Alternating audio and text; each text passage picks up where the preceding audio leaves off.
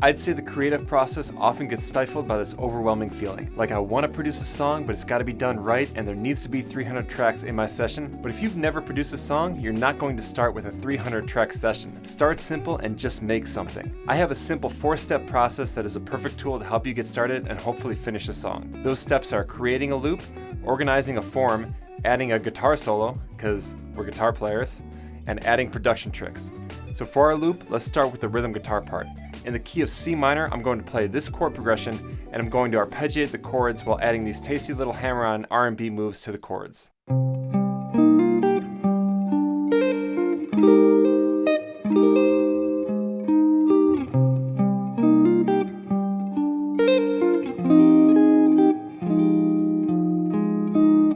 Next, I'm going to add a drum loop. You could find a drum loop or make your own like I did here.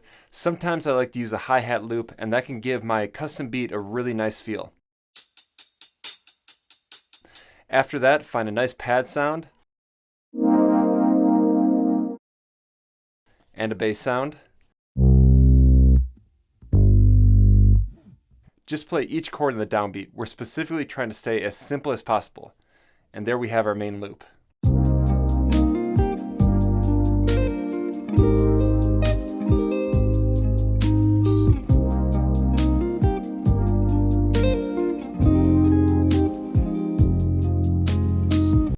Now we're going to lock in a form, but we need a melody first to give the form some direction.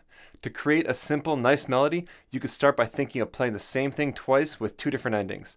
One not resolving to the root and one resolving. I go into more detail on writing and improvising melodies in my fretboard mastery course, where I use this track as an example. And you could try out my improvisational exercises if you're interested in developing that skill. But here's the melody I came up with using the basic C minor scale pattern.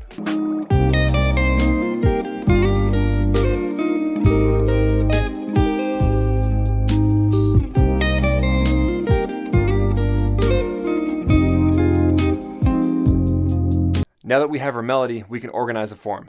Intro, let's do the melody 4 times, and then a breakdown, and into a guitar solo, and then melody to fade out. Simple just like that.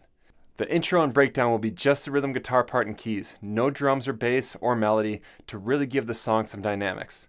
And to add a little more dynamic, we could add a second guitar part under the melody after the first time. A simple single note line like this.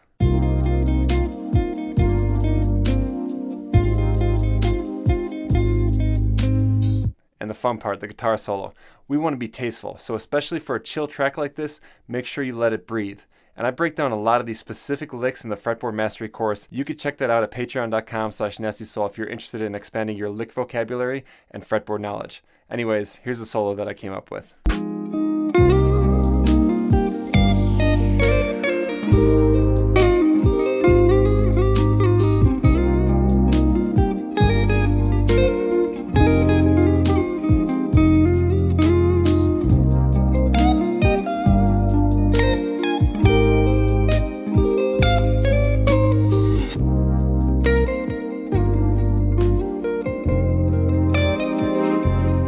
The last part is adding a few production tricks just to give a vibe and help connect different sections.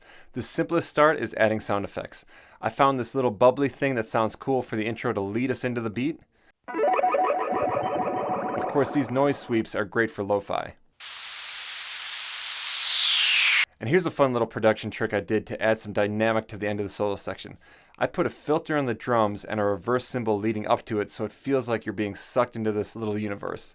Then I had everything cut with the solo and gave the pads a little rise in the volume and EQ into a delay, and that gives a cool feeling that leads nicely back into our melody.